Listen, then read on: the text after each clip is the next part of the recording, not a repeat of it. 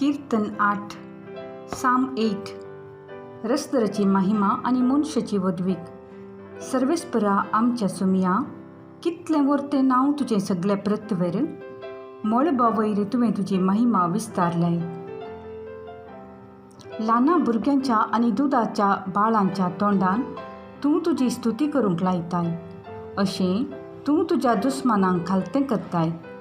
तुज्या वैरींचें आनी विरोध्यांचें तोंड दांपयताय. तुज्या हातांनी केल्ल्या आकाशाचेर तुवें खसयल्ल्या संद्र आनी नखेत्रांचेर म्हजी नदर घालतना हांव चिंतां. मनीस कोण तुवें ताचो उगडास करच्याक? मनशापूत कोण तुवें ताची पर्वा करच्याक?